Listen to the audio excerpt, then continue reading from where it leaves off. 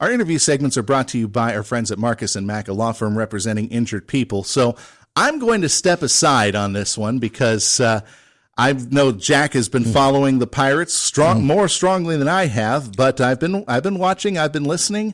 But you're going to be talking with the expert here, John Wehner, on the phone with us this morning here on Indiana in the Morning. John, how you doing? I'm good. Good morning. How are you guys? Okay, we're good. We're doing fine. I'll let you talk with Jack. Hey, Rock, good to talk with you again. I'm the designated announcer this morning for Todd. So. That's good. I'm glad to hear from you, Jack. Yeah. Well, I was listening to you guys yesterday for a while. That booth got a little crowded, didn't it? Yeah, a little. But that's okay. Normally, that's what we do on our last game. You know, whoever's going with the team north, we have nowhere else to go, so we just all sit and have a little bit of fun. Yeah, you bet. Well, I guess everybody's ready, maybe to an extent. Tell us about tomorrow, the opener in St. Louis. I'm going to ask you, first of all, are you surprised that Brubaker's going to be your starting pitcher?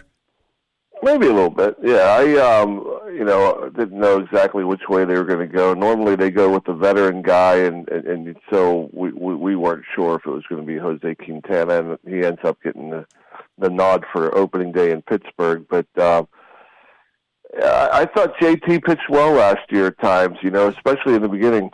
First couple of months, he threw the ball very well. He was arguably our best pitcher. Then, as the season went on, maybe it was fatigue, maybe it was the league catching up to him. He, didn't have as much success. But he's a competitor, and he has good stuff. And, he had 29 starts or so last year. So, I think it's a huge honor. Obviously, he's fired up and excited for it, and hopefully he can go out there and give us a good game. After the spring games now and ending up at 500, record doesn't really matter in spring ball. But your overview of what you've seen here in spring ball getting ready for the regular season. See a lot of young talent. A lot of that talent's going to be in Double-A or Triple-A or maybe even an A-ball. But, I always like spring training to see the guys that you hear so much about, the top prospects. And so I enjoyed that part of it. And so you see the future of this franchise, and help is on its way. Obviously not a very good year last year. I do think they improved this year and play a little bit better. I think pitching is always key as far as how far you're going to go and how many wins you're going to be able to come up with. And I think a guy like JT Brubaker is important to this team. Mitch Keller opened a lot of eyes this spring the way he threw the ball. His velocity was up in the upper 90s most of the time. He commanded the ball better, threw more strikes. I think he's a huge part of this. If this team's going to have success, I think he's going to be a big part of it. And so.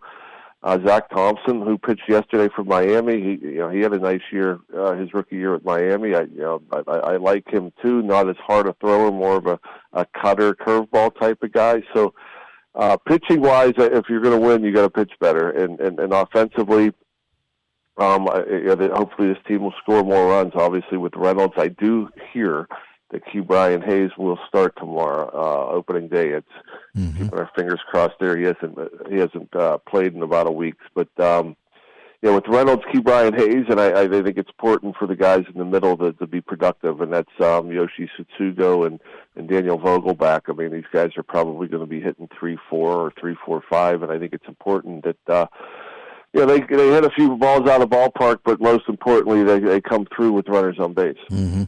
You've touched upon the pitchers, but the old adage of who's on first. It's like who's catching. Well, what's that situation like right now going into the season? Boy, that's a good question. Roberto Perez will be the starter. He came over from Cleveland. He's a former Gold Glove Award winner. He's also a guy that's hit a bunch of home runs. He had a bad year last year offensively, and we hope he could turn that around. But all reports are, he's a lot like Jacob Stallings, and the way he receives, the way he calls games, his relationship with the pitchers. The pitchers really like to throw to him. I don't know how many games you can get out of him, and there's still a question mark as to who his backup's going to be. But Roberto Perez is, he he caught a great staff in Cleveland. I think 3 Cy Young Award winners while he was up there in Cleveland. So he'll be able to manage a game, and if he gets to be as productive as he was a couple of years ago, it's a steal of a deal. But we'll see where he goes offensively. I'm going to ask you a few questions here pertaining to the changing face of baseball. Designated hitter in the National League. It's no question. I mean, it's universal now. Did you like designated hitter over the years?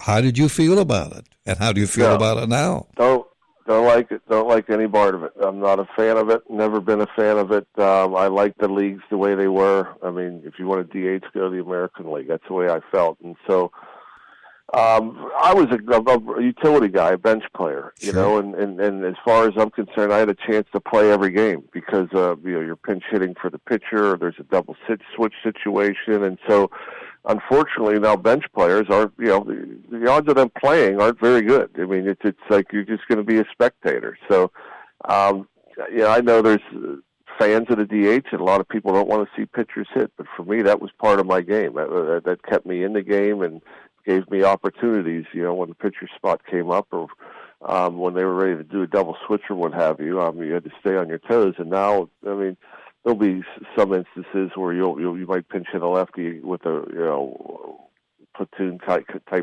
pinch hitting type deals, but takes a lot of strategy out of it. I'm not a big fan of the DH. Mm-hmm. Well, join the crowd. How about this? The shift in baseball. Now they're talking about defensive shift. This was so much in vogue for so long a period of time, and now it's going to go the other way. What do you think about that? One way I've always felt like as far as shifting, if you could, learn to hit better, learn to get on top of the ball and hit the ball the other way, that'll eliminate the shifts. Having said that, I think that the power hitters get paid, and so I don't know. Swings have changed over the years. I think most of the players, they look to hit the ball out of the ballpark, they look to pull the ball out of the ballpark, and so you try to defend it based on that.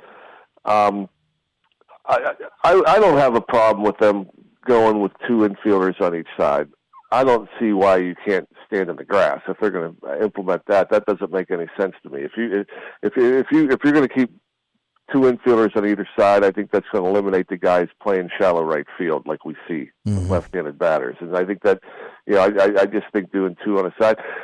The game needs to have more action, and if that's one way of getting more people on base and producing more runs, I'm all for it. I would prefer hitters change their approach and change their swing to where they could use the whole field like a lot of them used to do. But I do think there needs to be more action. There's too much swing and miss in this game, too many strikeouts, and I think we got to make the game more exciting. We need to see more balls in play, more base running, and more action. I think the fans would rather see that than to see the strikeout, the walk, or the home run. Which is the 3 ultimate outcomes that we see so much of nowadays.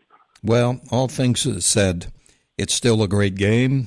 We get to start a new season, and spring is eternal. Whenever you start a brand new year, it should be a lot of fun as you begin it all against an old nemesis, Wainwright tomorrow night. Yeah, it's going to be, opening day is always fun, and St. Louis is such a great baseball town that, I'm guessing tomorrow will be a pretty big celebration, and not only with the old-timer Adam Wainwright still catching to his catcher Yadier Molina, to have Albert Pujols back here on opening day. So this place should be pretty crazy tomorrow. Yeah, 22 years in a row in the starting lineup. Rock, thanks to you and all the guys. I don't get a chance this year to talk with all of you, but we wish you well, and we'll be listening to you throughout the season beginning tomorrow. Yep, my pleasure, and thank you guys. Look forward to the season, and hopefully we'll see you guys at PNC sometime this year. Oh, definitely on that, Rock. And I actually do have a couple of other questions that I wanted to pose to you. First off, as we know, the labor issues this season caused a compressed spring training schedule. I'm assuming that the players have been able to work around that, and but it's not going to negatively impact them as far as the start of the season now? I don't think so. Some of these pitchers might not be as stretched out as they would with a normal spring. For the hitters, I think spring training was too long anyhow, so Okay. I think that was about enough games for them. I don't think it'll impact. If anything, you might not see starters go as long, but that's kind of been the trend for the last few years anyhow. Yeah, we've been going from like 8-7 innings going down to like 5 or 6. So Exactly. who's been the biggest surprise out of spring training for the Pirates, in your opinion?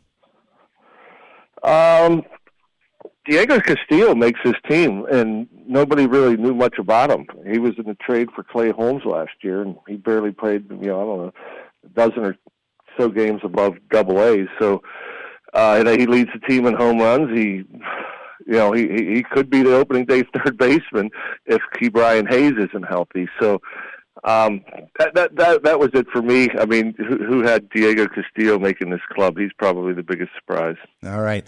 Well, Rock, thanks again for joining us on Indiana in the Morning. And, we'll definitely be out there at PNC Park. We'll probably be up in the cheap seats watching all the fun.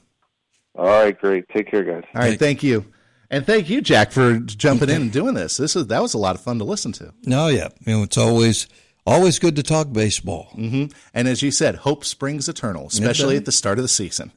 This is Indiana in the Morning, presented by First Commonwealth Bank on WCCS 101.1 FM, AM 1160. Our interview with John Wehner, brought to you by our friends at Marcus and Mack.